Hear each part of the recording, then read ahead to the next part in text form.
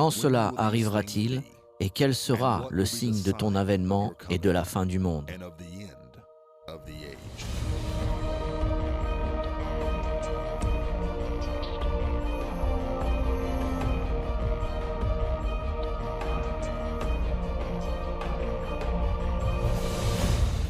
Nous allons vous parler de ce que je pense être la prophétie la plus passionnante dans toute la Bible. Notre sujet est les États-Unis d'Amérique découverts dans la Bible. Croyez-le ou non, nous allons vous donner la preuve absolue qu'il y a 2500 ans en arrière, les États-Unis d'Amérique ont été prophétisés par le Dieu Tout-Puissant. Cela va être passionnant. Il s'agit de la première leçon d'une série appelée « Comprendre la fin des temps ». Je connais beaucoup de personnes qui, dès que vous leur dites « la fin des temps », pensent « la fin du monde ». Quand cela arrivera-t-il? Et vous pouvez voir la crainte venir sur leur visage. Mais nous ne parlons pas de la fin du monde maintenant. Quand nous parlons de la fin des temps, nous parlons de la fin du temps d'un gouvernement humain et le commencement du royaume de Dieu. L'Écriture est très claire. Il y aura bien encore 1000 ans d'une existence humaine. La Bible nous dit que Jésus-Christ reviendra, il dominera et régnera sur la terre pendant 1000 ans. Il n'y aura aucune guerre pendant 1000 ans. Ainsi, quand nous parlons de la fin des temps, nous ne parlons pas de la fin du temps. Nous parlons de la fin du gouvernement humain. Nous savons que l'humanité a été autorisée à se dominer sur elle-même pour une période de temps, afin qu'elle comprenne qu'elle ne peut pas se dominer toute seule. C'est alors que Jésus reviendra, il établira son royaume, un royaume qui ne disparaîtra jamais et qui ne sera jamais détruit. J'espère que vous ne manquerez aucune partie de la série « Comprendre la fin des temps », car j'ai eu beaucoup de personnes qui m'ont dit que cela avait changé leur vie. Nous voulons maintenant regarder dans l'Écriture. Daniel, chapitre 12 et verset 9 est l'une de mes écritures préférées. Maintenant, Daniel est l'un des 2 livres prophétiques les plus célèbres de toute la Bible. Vous avez le livre de l'Apocalypse et vous avez le livre de Daniel. Daniel a écrit ce livre en entier. Nous le trouvons maintenant dans le dernier chapitre du livre de Daniel, priant pour comprendre ses propres écritures. Mais quand nous arrivons au verset 9 du chapitre 12, Dieu répond à sa prière. Maintenant, vous savez, quelquefois, Dieu ne répond pas à nos prières de la manière que nous voudrions.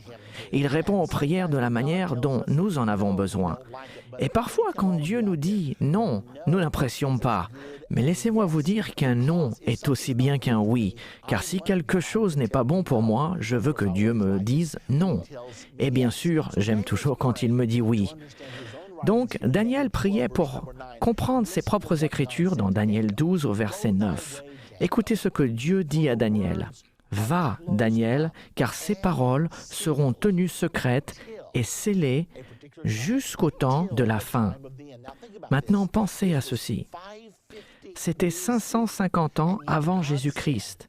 Et cependant, Dieu dit que personne ne comprendrait ces prophéties jusqu'au temps de la fin. Vous et moi, maintenant nous sommes dans ce temps de la fin. Ainsi nous comprendrons des choses qui n'ont jamais été comprises auparavant. Cela ne signifie pas que nous sommes plus intelligents que les personnes avant nous. Cela ne signifie pas non plus que nous sommes plus spirituels que les personnes avant nous.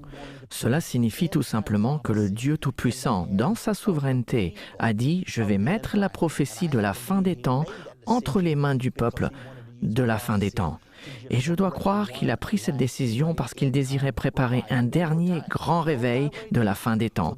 Une fois de plus, va, Daniel, car ces paroles seront tenues secrètes et scellées jusqu'au temps de la fin. Regardons maintenant la prophétie. Elle se trouve dans Daniel chapitre 7 au verset 1 à 3. Maintenant, souvenez-vous, notre sujet, c'est les États-Unis d'Amérique découverts dans la Bible. Commençons au premier verset. La première année de Belchazzar, roi de Babylone, Daniel eut un songe et des visions se présentèrent à son esprit pendant qu'il était sur sa couche. Ensuite, il écrivit le songe et raconta les principales choses.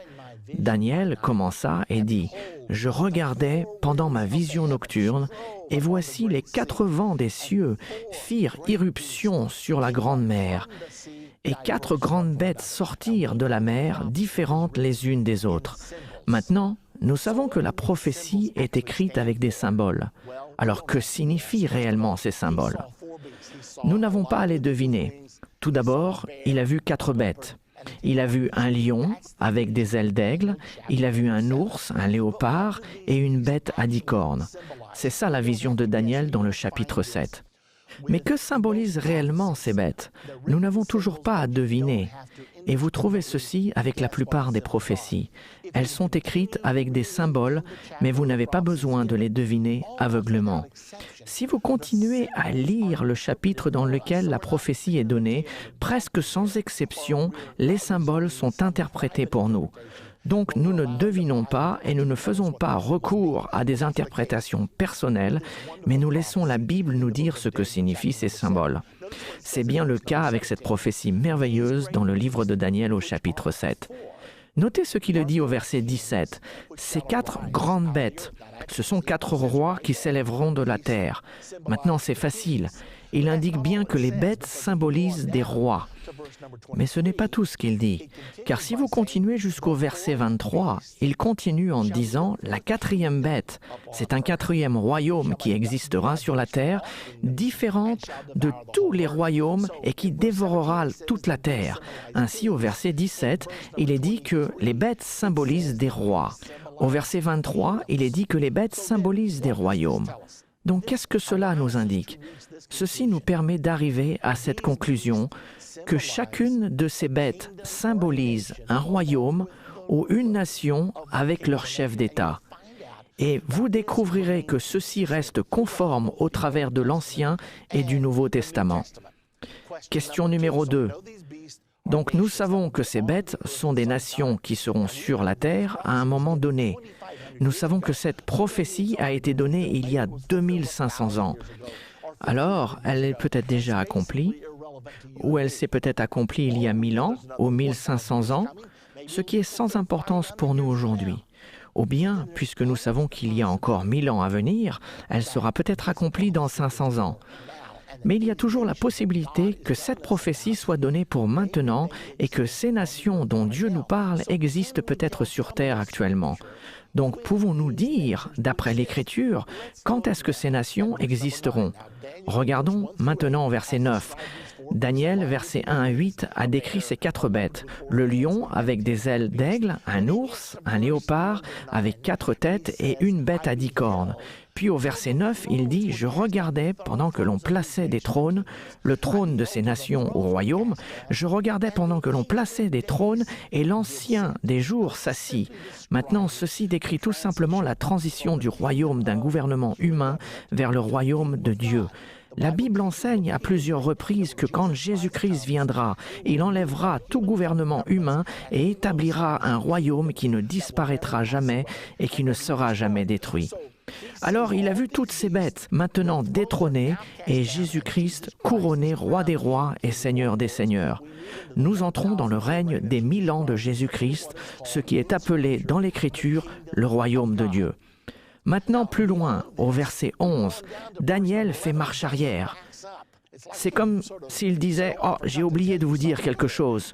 Dans le verset 11, Daniel dit « Je regardais alors, à cause des paroles arrogantes que prononçait la corne, et tandis que je regardais, la bête fut tuée et son corps fut détruit, livré au feu pour être brûlé. » Arrêtons-nous un moment ici, car il y a beaucoup à réfléchir. De quoi parlons-nous? Je regardais alors à cause des paroles arrogantes que prononçait la corne. Qu'est-ce que la corne? La dernière bête avait 10 cornes. Nous allons apprendre un peu plus loin dans la leçon qui sont réellement ces 10 cornes. Cependant, laissez-moi vous donner un aperçu. L'Écriture nous dit que les 10 cornes sont 10 rois qui formeront une fédération et que de ces 10 rois, un autre s'élèvera, déracinant 3 d'entre eux et deviendra très grand. Et cette corne deviendra l'Antichrist. Cette Écriture nous montre que les cornes sont des rois. Donc nous avons une bête, un royaume, mais 10 rois, apparemment en union. Puis un autre roi est venu après, déracinant 3 d'entre eux et qui devient grand. Et selon ce chapitre, cet homme finit par diriger le monde entier jusqu'à la venue de Jésus. D'après d'autres Écritures, nous savons que l'Antichrist régnera sur le monde entier jusqu'à la venue de Jésus-Christ. C'est donc une prophétie au sujet de l'Antichrist.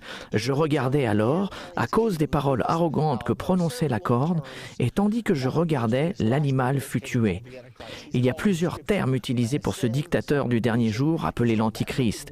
Il est appelé dans l'Écriture l'homme du péché, le fils de la perdition, il est appelé le malin, il est appelé la corne, il est appelé le plus souvent la bête, et il est également appelé l'Antichrist. Ce sont tous ces termes synonymes pour ce dirigeant mondial du dernier jour qui régnera sur ce monde. Ainsi, Daniel a dit « Je regardais alors, à cause des paroles arrogantes que prononçait la corne, c'est de l'Antichrist qu'il parle, et tandis que je regardais l'Antichrist, la bête fut tuée et son corps fut détruit, livré au feu pour être brûlé. » L'Écriture nous enseigne que lorsque Jésus-Christ reviendra, l'Antichrist et son partenaire, le faux prophète, seront jetés dans le lac de feu à ce moment-là. Satan sera aussi lié pour 1000 ans et jeté dans le puits de l'abîme. Voilà de quoi nous parlons. Une autre image de cela se trouve dans Apocalypse chapitre 19 au verset 20, où nous pouvons voir une nouvelle version de ce cas. Il est dit ici « Et la bête fut prise, l'Antichrist, et avec elle le faux prophète, son partenaire. Il y aura donc un dirigeant politique et un dirigeant spirituel. Ils furent tous les deux pris et jetés vivants dans l'étang ardent de feu et de soufre. » Alors nous parlons du temps quand Jésus-Christ reviendra et détruira l'Antichrist. Maintenant, le verset suivant est le plus important. Je veux m'assurer que vous comprenez bien ceci, car il s'agit du verset 12 qui suit immédiatement le verset 11, concernant les autres bêtes. Maintenant, n'oubliez pas que ce sont ces bêtes. Les bêtes sont des royaumes ou des nations, n'est-ce pas? Alors il s'agit d'une autre nation, et non la bête à 10 cornes, mais les autres nations dans la prophétie qui sont symbolisées avec les autres bêtes. Quand Jésus détruira l'Antichrist, ils furent dépouillés de leur puissance, mais une prolongation de vie leur fut accordée pour un certain temps. Bien, maintenant, ceci est un point déterminant, ne le ratez pas. Ils ont été dépouillés de leur puissance quand l'Antichrist a été détruit. Nous savons que cela se passe à la fin du gouvernement humain et au début du royaume de Dieu. Les autres nations ont leur puissance enlevée. Néanmoins, leurs vies vont être prolongées jusque dans le millénaire, car la Bible enseigne qu'il y aura des êtres humains sur terre pendant encore 1000 ans. Les gens qui survivront à la grande tribulation et à la colère de Dieu seront des mortels jusque dans le règne des 1000 ans de Jésus-Christ. La Bible nous enseigne qu'il y aura toujours la vie et la mort pendant le règne du millénaire. Maintenant, il y aura une exception pour ceux qui sont bibliquement nés de nouveau. Ils auront été enlevés pour rencontrer le Seigneur dans les airs lors de son retour, et la Bible dit qu'ils régneront en tant que rois et sacrificateurs avec Jésus-Christ. Cette écriture nous dit que les autres nations ont leur puissance, leur domination ôtée, mais que leurs vies sont prolongées pour une saison et un temps. Alors il sera permis de vivre pendant le millénaire. Maintenant, qu'est-ce que cela signifie? Cela nous indique que toutes ces nations existeront sur la terre au moment que l'Antichrist sera tué par Jésus-Christ. Ils seront toutes sur la terre au temps de son avènement. Ceci est une chose incroyable pour chacun d'entre nous à comprendre. Cela nous dit que Jésus-Christ reviendra sur terre pendant le temps de ces nations.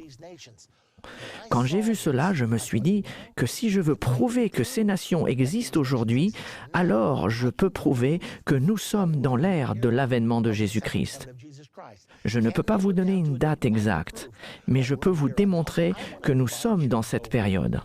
Maintenant, j'aimerais vous inviter à retourner dans les 8 premiers versets pour examiner chacune de ces bêtes afin de voir si elles sont reconnaissables en tant que nation sur terre aujourd'hui.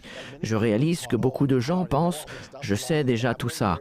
Le lion, c'est la Babylone, l'ours, c'est l'Empire perse et Médès, le léopard, c'est la Grèce, le royaume à 10 cornes, c'est Rome. » Ceci est l'explication la plus généralement acceptée de cette prophétie et je l'ai acceptée moi aussi lorsque j'ai commencé à étudier les prophéties bibliques. Cependant, je suis allé au chapitre 8 et je me suis aperçu que dans ce chapitre, il y avait un combat entre un bélier et un bouc. Je me suis dit, qu'est-ce que c'est? J'ai continué à lire dans le verset 20 du chapitre 8, il nous est dit, qui est le bélier et qui est le bouc? Il dit, le bélier que tu as vu et qui avait des cornes, ce sont les rois de Médès et de Perse. Et le bouc, c'est le roi de la Grèce.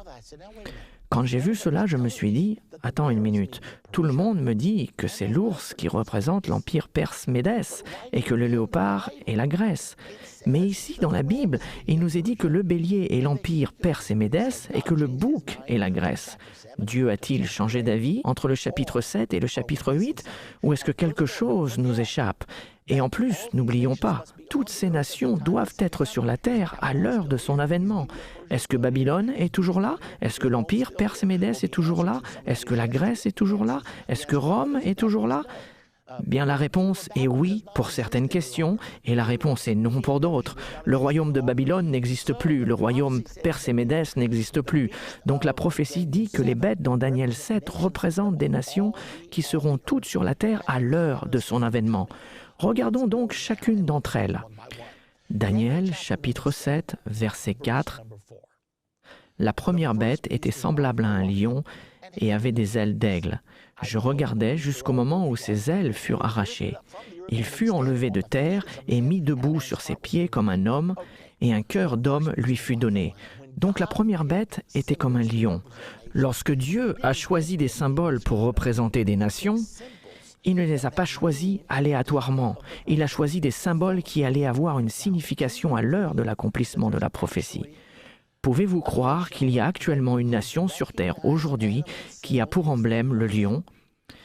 Si vous allez sur Wikipédia, à la page de la Grande-Bretagne, il nous est dit que le lion est le symbole de la Grande-Bretagne. Je me souviens avoir été à Londres, à Trafalgar Square, qui est le centre de Londres, et avoir vu ces énormes lions regardant au nord, au sud, à l'est et à l'ouest. Et puis partout dans Londres, j'ai vu le lion, car à ce moment-là, je savais que le lion était l'emblème de la Grande-Bretagne. Alors Dieu est en train de nous dire que la Grande-Bretagne va être l'une des nations qui seront sur terre à l'heure de son avènement. Regardons la prochaine bête, au verset 5. Et voici, une deuxième bête était semblable à un ours et se tenait sur un côté. Il avait 3 côtes dans la gueule entre les dents et on lui disait « Lève-toi, mange beaucoup de chair ». Savez-vous qu'il y a aujourd'hui une grande nation qui a l'ours pour emblème? La plupart d'entre vous, vous m'avez déjà devancé car cet emblème est bien connu. Nous savons que la Russie a l'ours pour emblème. Je n'oublierai jamais quand j'ai vu le magazine Time du 21 mai 1984 et là, en couverture, il y avait un énorme ours avec ses inscriptions. Agitation olympique, pourquoi les soviétiques ont dit niet? Ce qui s'est passé, c'est que les États-Unis ont boycotté les JO en 1980, alors que les soviétiques ont décidé de se venger en boycottant à leur tour les JO de 1984. Le magazine Time voulait annoncer que les soviétiques allaient boycotter les Olympiques. Alors ils ont imprimé cette couverture pour leur magazine. Pensez à combien ce fait est surnaturel. Pouvez-vous imaginer le rédacteur en chef de Time Magazine appeler ses graphistes et leur dire « J'aimerais que vous me créiez une couverture, car une image vaut bien mieux que 1000 mots, qui représentera le boycottage des Jeux Olympiques par la Russie. » Et je peux imaginer tous les graphistes se précipitant sur leur planche à dessin, car avoir votre dessin sur la couverture, ceci est évidemment avant l'âge de l'ordinateur, avoir votre dessin en couverture de Time Magazine, le magazine le plus distribué dans l'Amérique, est un véritable honneur. Et très rapidement, ils se sont tous mis au travail. Et quelque part dans son bureau, un des graphistes a eu une illumination et se dit « J'ai trouvé !» L'ours russe, je mettrai l'ours mordant et cassant en deux les anneaux olympiques. Et il s'est dit, je sais que j'ai trouvé. Alors un ange a hoché la tête au-dessus de son épaule, t'as tout bon. Puis il s'en est allé. Ils ont donc mis ces symboles de votre Bible, du chapitre 7 de Daniel, en première page de leur magazine le plus distribué, et les athées l'ont regardé et n'ont jamais entendu la voix de Dieu. Mais nous l'entendons aujourd'hui, car Dieu a dit que dans les jours de la Grande-Bretagne, qui est le lion, et les jours de la Russie, qui est l'ours, je reviendrai. Donc l'évidence est là et c'est une chose incroyable. Le magazine L'Économiste, qui est la revue des rois et des présidents. Sur la couverture de L'Économiste, dans l'édition du 6 au 12 février, ce magazine L'Économiste est appelé la revue des rois et des présidents. L'Économiste ont eux aussi, à leur tour, un ours symbolisant la Russie. C'est juste là, si vous le cherchez, vous le trouverez. 50 fois, 100 fois, car Dieu savait, lorsqu'il a donné les prophéties dans Daniel, que ceux d'entre nous qui sommes dans le temps de la fin, nous sommes ceux qui sont supposés les comprendre. Il savait que nous aurions accès à ces informations et que nous le comprendrions bien. Maintenant, comprenez-vous le message? Dans les jours de la Grande-Bretagne et de la Russie, Jésus reviendra et établira son royaume. C'est la raison pour laquelle je vous ai dit que cela allait être passionnant. D'autre part, j'ai pris le journal Le Star d'Indianapolis dans les années 80. Et alors que j'avais étudié les prophéties, là sur la page de l'éditorial, dans un journal laïque, en gros titre, après le lion britannique, l'ours russe. Je me suis dit, waouh, c'est incroyable. Ici, nous voyons Dieu avec les symboles qu'il a placés dans la Bible 550 ans avant Jésus-Christ sur la page de l'éditorial du Star d'Indianapolis. Et ils n'en ont pas la moindre idée. Mais nous, oui, et c'est trop passionnant. Il reste une autre chose que je dois vous dire. Je dois vous parler un peu plus loin du lion, car il est dit que le lion a des ailes d'aigle. Cela se trouve dans le verset 4. Je regardais jusqu'au moment où ses ailes furent arrachées. Il fut enlevé de terre. Maintenant, il y a une nation importante aujourd'hui qui a pour emblème l'aigle. Vous avez probablement déjà deviné cette nation, car son emblème est à l'arrière de chaque dollar américain. Mais les ailes de l'aigle poussaient sur le lion. Laissez-moi vous demander, d'où viennent les États-Unis d'Amérique? Nous descendons de la Grande-Bretagne, notre pays d'origine. Cependant, cela a été écrit 2300 ans avant que l'Amérique soit née. Mais Dieu connaît la fin dès le début et il veut que nous comprenions que nous vivons actuellement dans la fin des temps. Je ne vous dis pas que la fin des temps arrive, je vous dis que vous y êtes en ce moment. Nous sommes la génération pour laquelle ces prophéties ont été préservées. Va, Daniel, car ces paroles seront tenues secrètes et scellées jusqu'à la fin. Et oui, le temps de la fin est bien arrivé. Il y a quelque chose d'autre à remarquer ici. La Bible nous dit que les ailes qui poussaient de la Grande-Bretagne, notre pays d'origine, Daniel a dit « Je regardais les ailes furent arrachées ». Il a vu les États-Unis rompre avec la Grande-Bretagne. Pouvez-vous croire qu'il a vu la déclaration de l'indépendance en l'an 550 avant Jésus-Christ et qu'il n'a jamais compris ce qu'il a vu? Il priait pour comprendre, mais Dieu a dit « Non, cela est scellé, Daniel. C'est pour les gens du temps de la fin. C'est pour vous et moi. » Alors je regardais jusqu'au moment où ses ailes furent arrachées. Il fut enlevé de la terre et mis debout sur ses pieds comme un homme et un cœur d'homme lui fut donné. D'autre part, ceci n'est peut-être pas biblique et cela ne fait pas vraiment partie de la compréhension de la prophétie, mais dans le verset 4 du chapitre 7, quand est-ce que la déclaration de l'indépendance a été faite? Le 4 juillet 1776. Je ne pense pas que cela soit vraiment important, mais il y a néanmoins un point d'intérêt à relever. Donc nous avons l'aigle au dos du dollar américain, nous avons l'aigle qui représente continuellement les États-Unis d'Amérique. Nous le voyons à chaque fois sur tous les documents officiels et Dieu savait en avance que nous utiliserions ce symbole. Et il s'est dit, je veux que le peuple américain sache qu'ils vivent à l'heure de mon avènement. Voici le magazine Time du 27 octobre 1980. À ce moment-là, il y avait beaucoup de tensions dans le Golfe Persique, le Moyen-Orient, où il y a toujours beaucoup de tensions, et le sous-titre qui dit « Explosera-t-elle » L'aigle et l'ours du chapitre 7 de Daniel sont en train de regarder d'un air songeur au-dessus du globe, et la mèche est allumée, et le sous-titre dit « Explosera-t-elle » Ainsi Dieu emploie dans la prophétie exactement ce qui se trouve sur la couverture du magazine Time. Parfois, je pense que Dieu devrait faire un procès au magazine Time pour violation des droits d'auteur, car ils utilisent les symboles venant tout droit de la Bible. Pourquoi? Pour que vous et moi, nous comprenions. Aussi, la Bible nous dit que quand les ailes furent arrachées et mis debout sur ses pieds comme un homme et un cœur d'homme lui fut donné, nous avons un autre symbole. Le symbole de l'oncle Sam, le 9 septembre 1988. Nous avons vu une image de l'oncle Sam nez à nez avec l'ours russe et le sous-titre disait USA, URSS, Glasnost. Il y en aura encore. Alors nous voyons tous ces symboles directement de la Bible être utilisés parce que le Seigneur a dit « Ceci est pour le peuple du temps de la fin ». Jésus-Christ reviendra sur terre pendant l'ère de la Grande-Bretagne, la Russie et les États-Unis d'Amérique. Maintenant, dans la prochaine partie de Comprendre la fin des temps, nous découvrirons l'identité du léopard, de la bête à 10 cornes dans la prophétie biblique et nous verrons aussi d'où viendra l'Antichrist. Cette prochaine leçon sera passionnante. Donc soyez sûrs de ne pas la rater. Les États-Unis découverts dans la Bible, maintenant, vous le savez.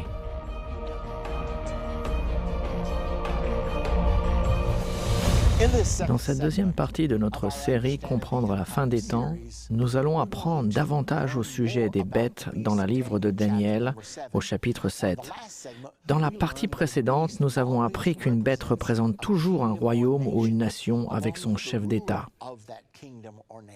Nous avons également appris que les nations dans Daniel 7 seront toutes sur la terre à l'heure de l'avènement de Jésus-Christ. Vous pouvez voir cela dans le contexte de cette prophétie en particulier. Nous avons expliqué dans notre dernière partie que le lion symbolise la Grande-Bretagne et c'est le symbole de la Grande-Bretagne aujourd'hui. L'ours, c'est l'ours russe. Les ailes d'aigle sur le lion, c'est les États-Unis d'Amérique. C'est sur le dos du dollar américain. Nous avons donc appris ces choses incroyables que le Dieu Tout-Puissant a employé des symboles qui nous sont reconnaissables aujourd'hui afin de pouvoir nous parler des nations qui seront sur la terre à l'heure de son avènement. Dans cette partie, nous passons à la prochaine bête, le léopard. Nous le trouvons dans le verset 6 du chapitre 7 de Daniel. Écoutez cela. « Après cela, je regardais, et voici, un autre était semblable à un léopard, et avait sur le dos 4 ailes comme un oiseau. Cette bête avait 4 têtes, et la domination lui fut donnée. » De quoi parlons-nous ici? C'est sur ce point que j'ai dû faire une recherche plus approfondie. J'avais compris le lion, l'ours et les ailes d'aigle. Mais quand je l'ai vu, je me suis dit, ceci est si simple. Pourquoi ne l'ai-je pas vu auparavant? Mais quand je suis arrivé au léopard, je n'étais pas certain de la façon de l'interpréter. Alors j'ai prié. J'ai demandé à Dieu de m'aider et j'avais l'impression que le léopard était peut-être l'Allemagne, mais je ne pouvais rien prouver. J'ai demandé au Seigneur de me le montrer et j'ai eu une incroyable expérience. Avant que je vous l'explique, laissez-moi vous dire que ceci ne m'était jamais arrivé auparavant et ne m'est jamais arrivé depuis. C'était une expérience unique. J'étais dans une réunion à Melville, en Louisiane, vers les années 60, et je me suis réveillé un lundi matin. C'était mon jour de repos. Une voix m'a parlé, pas à haute voix, mais dans mon esprit. Une impression très forte qui me disait « J'ai quelque chose à te montrer, va acheter un journal ». J'ai pensé que ceci était vraiment bizarre, mais l'impression était tellement forte que je me suis rapidement levé de mon lit et je me suis préparé. Je suis sorti et j'ai demandé à la dame qui nettoyait l'église « Où puis-je acheter un journal ?» Finalement, Melville est une si petite ville qu'elle n'en avait aucune idée. Elle a dit peut-être là-bas dans ce café, c'est le seul endroit auquel je puisse penser. Alors, j'ai sauté dans ma voiture et je suis allé au café. Et j'étais tellement sûr que Dieu m'avait parlé que je suis entré et là, il y avait un kiosque à journaux. J'ai sorti mon argent, j'ai acheté un journal. Bien que je ne sois pas là pour manger, je suis resté devant le kiosque et j'ai regardé le titre et j'ai été stupéfié par ce que j'ai vu. Il était dit « L'Allemagne vend des chars Léopard aux Pays-Bas ». Et comme je savais que nous avions un avion appelé l'Aigle combattant d'après notre emblème, je me suis dit « Ah, voilà la clé ». J'ai donc continué à étudier au sujet du léopard et peu de temps après, j'ai trouvé un article. Cet article était dans la Tribune allemande. C'était le 20 février 1975. Un grand avenir pour le léopard. Et l'article entièrement consacré au sujet de ce char Léopard. J'ai appris que le char Léopard est le char le plus vendu au monde. Il est le cœur même de l'OTAN et il est si supérieur que les États-Unis ont même fait fabriquer leurs chars pour que leurs pièces soient interchangeables avec les pièces des chars Léopard. Ainsi, j'ai compris que Dieu me disait que l'Allemagne était le Léopard. Mais j'ai dû me demander, Est-ce que cela a du sens? Car la prophétie indique aussi que la domination a été donnée aux léopards. Je me suis posé la question, quelle nation a réellement eu une domination dans les 120 dernières années? Et je me suis rendu compte qu'il y a une nation qui a commencé les 3 dernières grandes guerres, la guerre franco-allemande de 1870, la Première Guerre mondiale 1914-1918 et la Deuxième Guerre mondiale 1939-1945. Pouvez-vous croire qu'elles ont toutes été complotées, planifiées et commencées par la même nation, l'Allemagne? Ainsi, la domination a été donnée aux léopards. C'est autour de cette période que j'ai trouvé un autre article dans le magazine Newsweek du 9 avril 1984. Il y avait une section entière du Newsweek cette semaine-là qui était consacrée à l'Europe. Mais un article dans cette section était appelé « La maladie allemande ». Il y avait toutes sortes de questions. Pourquoi l'Allemagne fait-elle toujours la guerre? Comment pouvons-nous rectifier cette partie de l'âme, de l'esprit allemand? Écoutez ce paragraphe. Depuis l'époque de Charlemagne, il est le fondateur du Saint-Empire romain de l'an 800, depuis l'époque de Charlemagne, cet endroit, qui est maintenant l'Allemagne, a été le pivot de l'histoire européenne. Si vous étudiez le Saint-Empire romain, l'Allemagne est toujours au centre. Remarquez ce qui est dit.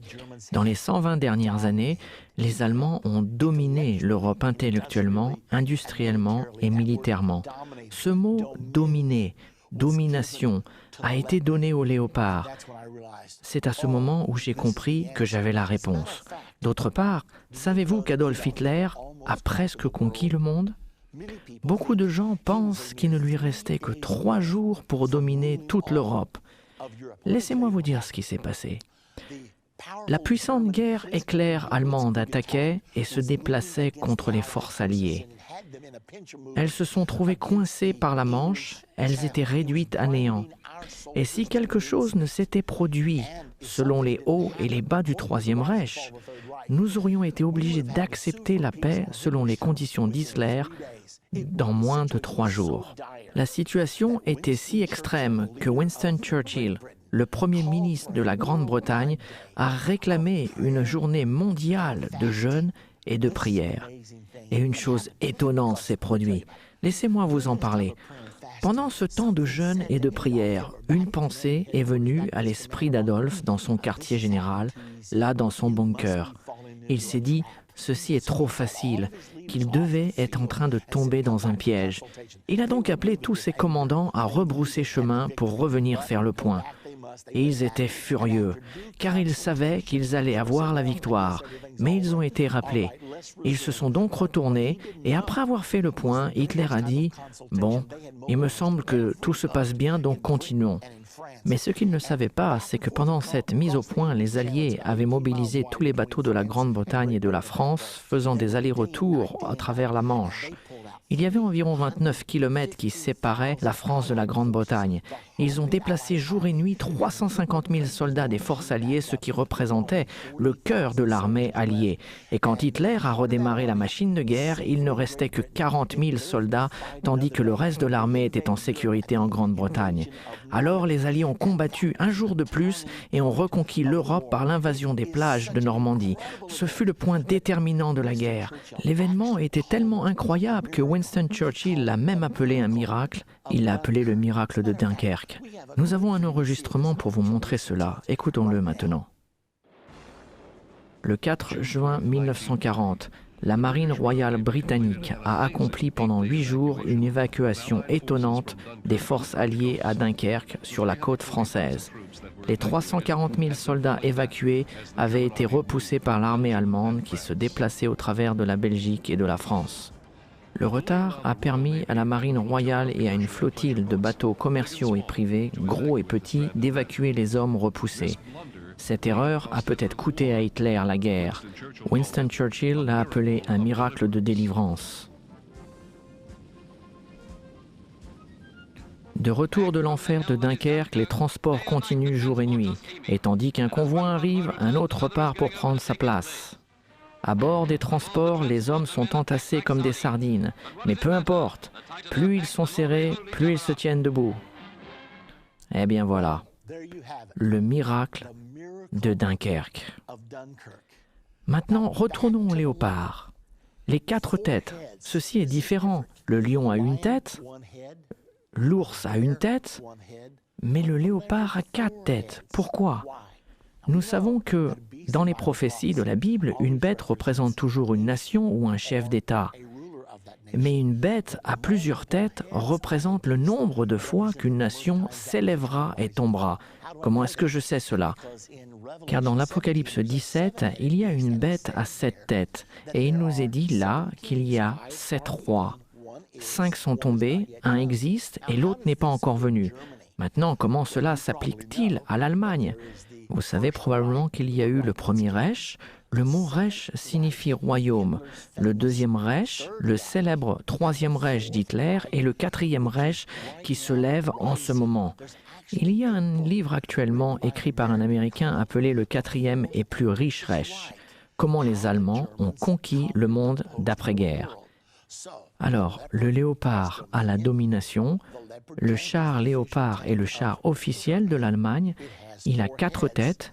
Et effectivement, il y a encore une autre chose à dire au sujet du léopard. Il nous est dit que sur le dos du léopard étaient 4 ailes d'oiseau. Ceci m'a laissé perplexe pendant des années. Qu'est-ce que cela signifie? Y a-t-il même une signification? J'ai pensé sûrement, car les ailes de l'aigle sur le lion signifiaient quelque chose, donc qu'en est-il des ailes d'oiseau sur le léopard? J'ai trouvé une information qui m'a absolument stupéfié. J'ai découvert qu'il y a une autre nation en Europe dont l'emblème officiel est une volaille, un coq. La nation dont l'emblème officiel est le coq, c'est la France. Avez-vous déjà entendu parler de l'alliance franco-allemande? Vous pouvez la regarder, vous pouvez l'étudier, car depuis la Deuxième Guerre mondiale, la France et l'Allemagne ont travaillé ensemble pour reconstruire l'Europe. Et ensemble, ils ont construit une puissance mondiale que l'on appelle aujourd'hui l'Union européenne. Donc ceci ne nous montre pas seulement le léopard allemand, mais l'alliance franco-allemande, le coq avec le léopard. Ces symboles, utilisés 550 ans avant Jésus-Christ, ne pouvaient être compris qu'à l'émergence de l'alliance franco-allemande après la Deuxième Guerre mondiale. Les prophéties de la Bible sont absolument incroyables.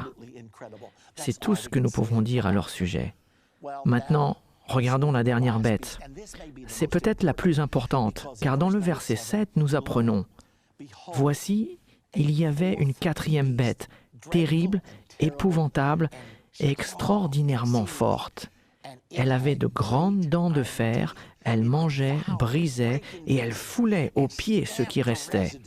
Elle était différente de toutes les autres bêtes précédentes et elle avait 10 cornes. » Cette bête, Daniel n'a jamais réussi à la décrire. Il ne pouvait pas dire qu'elle était comme un léopard, un lion, un ours ou même un hippopotame. Il ne pouvait rien dire. Il a dit, cette bête, je ne peux pas dire à quoi elle ressemble, mais je peux dire que ses 10 cornes sont prédominantes. Nous devons donc nous poser la question, que signifient ces 10 cornes? Nous n'avons pas à deviner, car au verset 24, il nous est dit exactement que sont ces 10 cornes. Les 10 cornes sont 10 rois qui s'élèveront de ce royaume. Un autre s'élèvera après eux, et il sera différent des premiers, et il abaissera 3 rois. Ainsi, une bête, une nation ou puissance, mais 10 rois. Apparemment, ceci est une alliance ou une sorte de fédération. Nous en apprendrons davantage dans Apocalypse 17, car nous retrouvons cette même image. Dans Apocalypse 17 au verset 12, les 10 cornes que tu as vues sont 10 rois, qui n'ont pas encore reçu de royaume, mais qui reçoivent autorité comme rois pendant 1 heure avec la bête. Qui est la bête ici? Il se réfère au dictateur du dernier jour, l'Antichrist. Alors il y aura 10 rois qui se subjugueront eux-mêmes à la puissance de l'Antichrist et le supporteront, qui reçoivent autorité comme roi pendant 1 heure avec l'Antichrist. 1 heure ne signifie pas ici 60 minutes, c'est une manière de parler. On parle d'une courte période de temps. Ils vont donner leur puissance à l'Antichrist et ils vont supporter l'Antichrist. Notez aussi ce qui est dit, ils ont un même dessein, Ils donnent leur puissance et leur autorité à la bête, l'Antichrist. Ils régneront avec l'Antichrist jusqu'à l'avènement de Jésus-Christ, car le verset continue et dit « Ils combattront contre l'agneau ». Qui est l'agneau? Nous savons que Jésus-Christ est l'agneau de Dieu qui a ôté les péchés du monde. Puis il déclare que l'agneau les vaincra parce qu'il est le Seigneur des seigneurs et le roi des rois. Maintenant, qu'est-ce que cela veut dire? Il nous dit que l'Antichrist, avec ses 10 rois, régnera jusqu'au temps de son avènement. Et quand Jésus reviendra, ils combattront contre lui. Ceci représente la bataille d'Armageddon. Maintenant, il reste encore une chose très importante que nous devons savoir. Notez que lorsqu'il dit que l'agneau viendra combattre contre l'Antichrist et son gouvernement du dernier jour, qu'il aura des fidèles avec lui. Et les appelés, les élus et les fidèles qui sont avec lui les vaincront aussi. Voici le moment où vous et moi entrons en scène. Il nous est nécessaire de bien comprendre cela, car si vous n'êtes pas avec Jésus lorsqu'il reviendra, cela veut dire que vous aurez raté son avènement. Et nous ne souhaitons cela à personne. Maintenant, la condition pour être avec lui quand il revient, remarquez qu'il est dit que ceux qui sont avec lui sont les appelés, les élus et les fidèles. Réellement, tout le monde est appelé. La Bible nous dit que tout dépend du temps et des circonstances. Mais l'Écriture dit aussi « tous sont appelés, mais il y a peu d'élus ». Quelle différence y a-t-il entre être appelé par Dieu et être choisi? Nous avons un exemple dans la Bible. Jésus a souvent appelé des gens et lui ont répondu « Je le ferai bien, mais je ne peux pas maintenant. Je viens juste de me marier. J'ai acheté une société.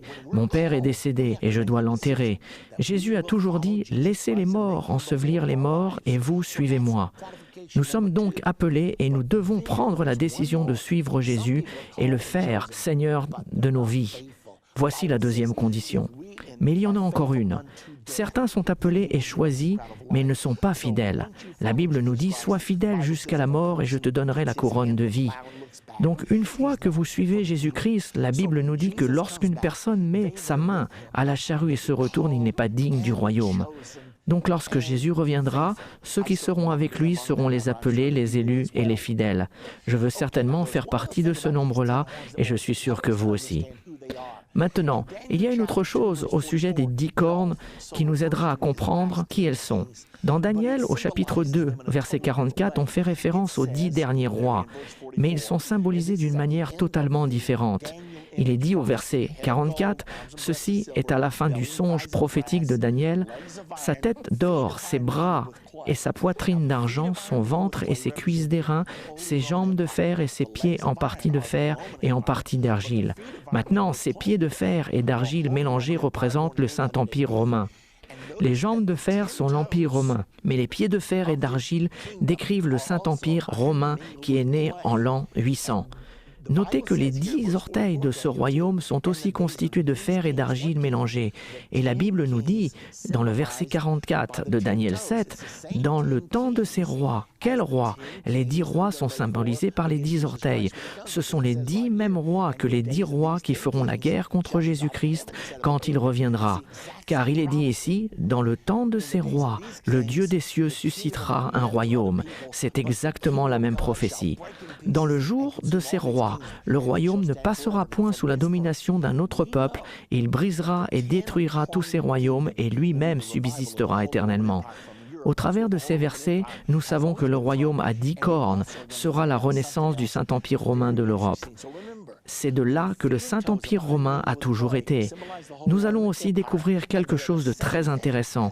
Souvenez-vous que les pieds et les orteils de fer et d'argile mélangés symbolisent le Saint-Empire romain et ils représentent les mêmes choses que les 10 cornes de la bête de Daniel au chapitre 7. Cela nous montre quelque chose de très important. Ceci nous parle du Saint-Empire romain. Il faut que vous sachiez que le Saint-Empire romain est en train de renaître actuellement. Vous pouvez voir ici la carte de l'Europe, car le Saint-Empire romain a toujours régné dans la région de l'Europe. L'Allemagne y est presque toujours au centre, la France est généralement impliquée, l'Italie y est toujours. La plupart du temps, dans le Saint-Empire romain, il y a eu un dirigeant politique venant de l'Europe et un dirigeant spirituel venant chaque fois de l'Italie, plus particulièrement du Vatican. Et ils ont assemblé leur puissance pour établir le Saint-Empire romain. Maintenant, beaucoup de gens pensent que le Saint-Empire romain a cessé d'exister en 1806. Effectivement, cela est vrai, temporairement. Mais la Bible prophétise qu'il existera au temps de l'avènement et que les 10 orteils de fer et d'argile, les 10 cornes, vont être la base de la puissance de l'Antichrist. Eh bien, le Saint-Empire romain est en train de renaître dans notre monde actuellement. Avec le marché commun en 1957 et l'Union européenne en 1993, l'Europe a maintenant uni 27 nations ensemble. Ils forment un peuple de 500 millions de personnes et ils sont totalement unis économiquement. Ils ont maintenant une monnaie commune, l'euro, et ils ont aussi un président européen.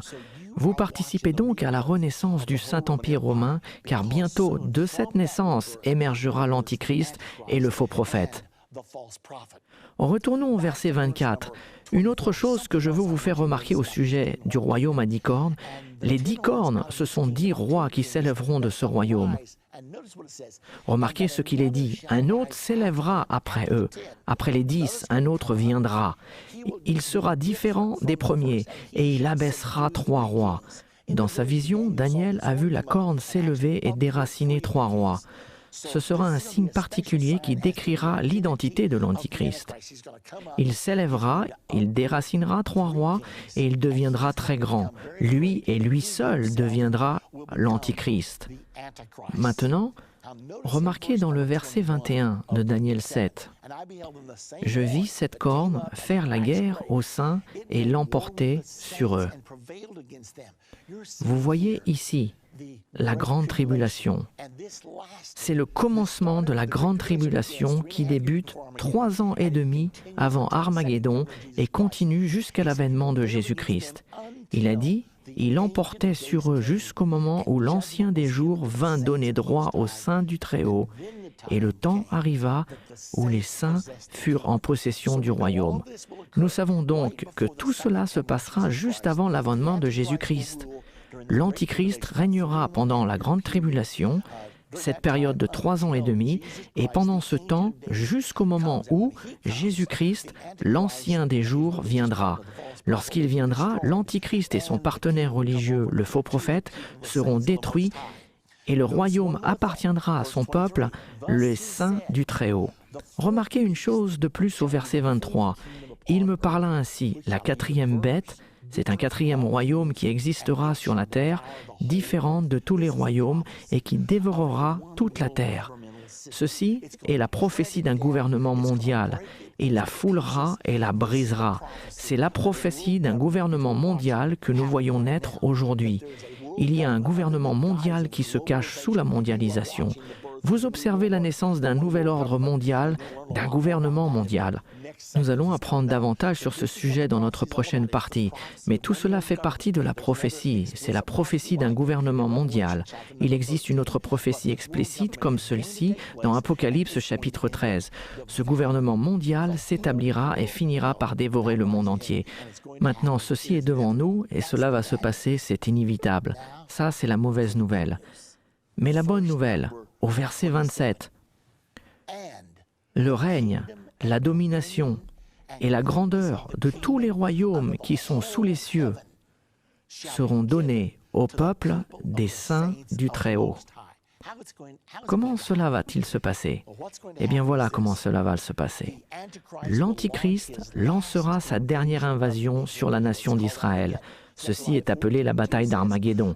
Dans Zacharie 14:2, il est dit « Je rassemblerai toutes les nations pour qu'elles attaquent Jérusalem. » Et Israël sera mis dos au mur. Ces pauvres soldats israéliens se seront battus pendant des jours.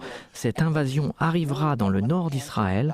C'est alors que l'armée mondiale du gouvernement de l'Antichrist combattra la nation d'Israël vers le sud, alors qu'Israël reculera. Cette coalition entre l'Iran et la Russie conduira les forces du gouvernement mondial contre Israël. Cela va donner l'impression qu'Israël va être effacé de la carte, comme beaucoup de gens l'ont souhaité récemment. Et juste au moment où les soldats juifs vont être épuisés, pensant ne plus pouvoir continuer, je suis sûr que cela se passera de cette manière. Ils vont regarder leurs munitions en disant « Mais si ». Ce que je veux dire, c'est qu'ils sont juste là, en face du mont des Oliviers. Ils savent que le Messie est supposé revenir à cet endroit. Et je peux les voir regarder vers cette montagne, disant « Messie, nous sommes sur le point de perdre. Et si jamais tu reviens, il faut que tu le fasses maintenant. Lorsque la défaite semblera imminente, la Bible dit, le Seigneur lui-même descendra du ciel à un signal donné, à la voix d'un archange et au son de la trompette de Dieu. Cela va être absolument merveilleux. Jésus-Christ va revenir et c'est là où l'Antichrist sera abaissé et Jésus-Christ couronné roi des rois et seigneur des seigneurs. Et nous allons régner pour toujours avec lui. Maintenant, dans notre prochaine partie de Comprendre la fin des temps, nous allons parler de la venue du gouvernement mondial. Tous les symboles de Daniel 7 apparaissent de nouveau dans l'Écriture. Dans le Nouveau Testament, écrit 700 ans plus tard dans le livre de l'Apocalypse, chapitre 13, nous retrouvons ces mêmes symboles utilisés différemment. Au lieu de 4 bêtes, nous n'en voyons plus qu'une. Qu'est-ce que cela signifie? C'est important parce que nous le vivons en ce moment et vous êtes sur le point de voir ces choses.